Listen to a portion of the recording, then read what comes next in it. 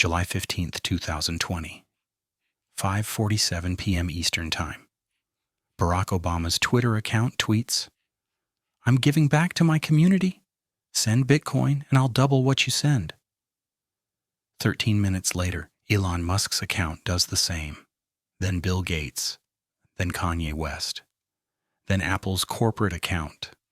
130 million people are watching the most powerful accounts on Earth get hijacked simultaneously.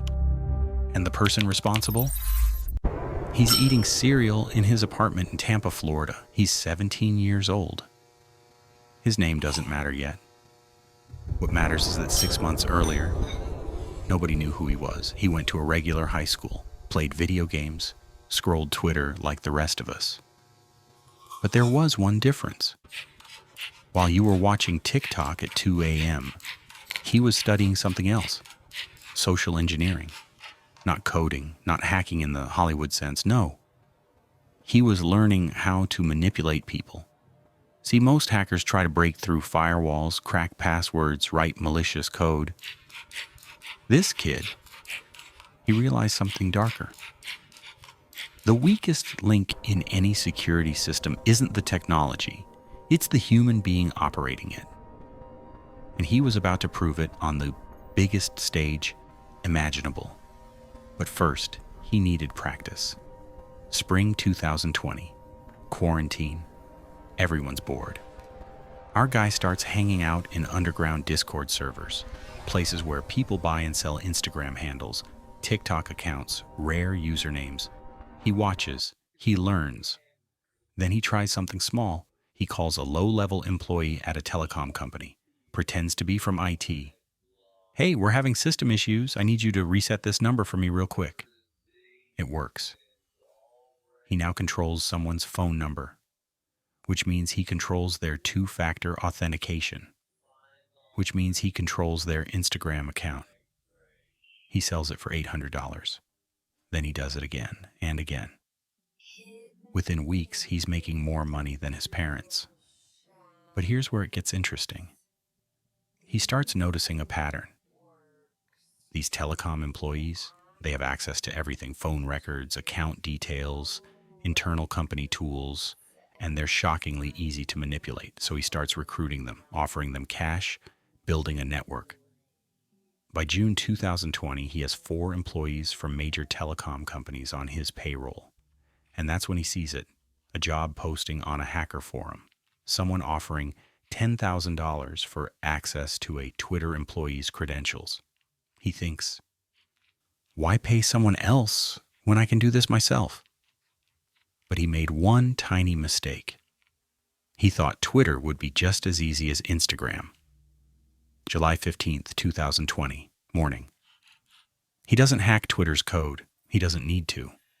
Instead, he calls Twitter's internal IT help desk. "Hey, this is fake name from the New York office. I'm locked out of the admin panel. Can you reset my access?" The employee hesitates. Our guy stays calm, uses insider terminology he learned from screenshots, traded on Discord. Sounds legitimate. The employee gives him access, not to one account, not to 10 accounts, to Twitter's internal administration tool, the same tool Twitter employees use to manage every account on the platform. He can now control anyone. Obama, Musk, Biden, Bezos, anyone. But here's where it gets insane. He doesn't steal data. He doesn't sell access to foreign governments. He doesn't leak DMs. He runs a Bitcoin scam. The simplest, dumbest scam imaginable. "Send me Bitcoin, I'll send you double back." The kind of scam that should fool nobody, except when Barack Obama tweets it, when Elon Musk tweets it. People listen. Within minutes, Bitcoin starts flooding in.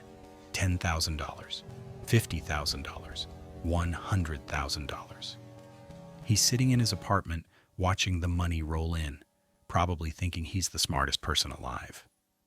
And for exactly 3 hours and 14 minutes, he was untouchable. Then the FBI knocked on his door. Here's what he didn't understand. Bitcoin is anonymous. Come on, until it isn't. Every transaction is recorded on the blockchain forever. And the FBI, They have tools that can trace every single coin. But that's not even how they caught him. Remember those telecom employees he recruited? One of them panicked. Started talking to the FBI within 48 hours. They traced the Discord messages, the phone calls, the Bitcoin wallets. And on July 31st, 2020, 16 days after the hack, agents surrounded his apartment. His name was Graham Ivan Clark. He was 17 years old, and he'd just committed what the Department of Justice called the most significant social engineering attack in history. But here's the twist that nobody saw coming. When agents searched his apartment, they found something disturbing. Evidence of other hacks. Bigger ones. Ones that had nothing to do with Twitter. He'd been inside multiple telecom companies for months, accessing private data, selling information. The Twitter hack? That was just him getting cocky. August 2020. Graham is arrested, facing 30 felony charges. Possible sentence over 100 years in prison. His face is all over the news. Teen hacker, criminal mastermind, Bitcoin scammer. But then something strange happens. His lawyer argues that because Graham is a minor, he should be tried in juvenile court, not as an adult. The prosecution fights back. Says this wasn't a child's prank. This was a coordinated attack on America's digital infrastructure, months of legal battles. And then in March 2021, a plea deal. Graham agrees to plead guilty. In exchange, 3 years in juvenile prison, 3 years, for hacking the President of the United States, for stealing $117,000 in Bitcoin, for compromising the integrity of one of the world's most powerful platforms. People are furious. They wanted blood. They wanted him locked away forever. But Graham? He accepted the deal. And here's what nobody talks about. When he was sentenced, the judge said something chilling. Your skills are extraordinary. I hope you use them for good when you're released.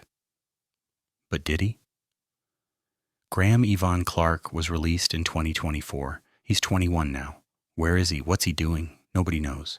His social media is gone. His online presence erased. Some say he's working in cybersecurity, helping companies protect themselves from people like him.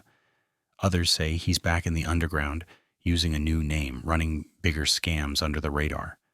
But here's the part that should terrify you. In 2023, a security researcher discovered something.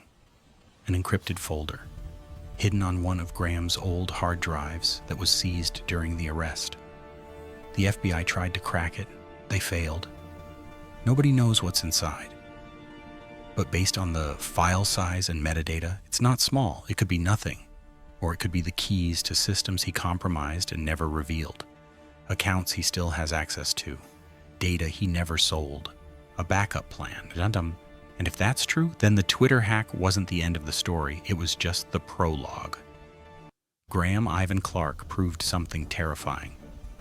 You don't need to be a genius coder to bring the world to its knees. You just need to understand people. And in our next video, we're covering the 14-year-old who hacked NASA and almost started World War III. If you want to see how far a kid with a laptop can really go, hit that subscribe button right now. Because the next story, it makes this one look like child's play.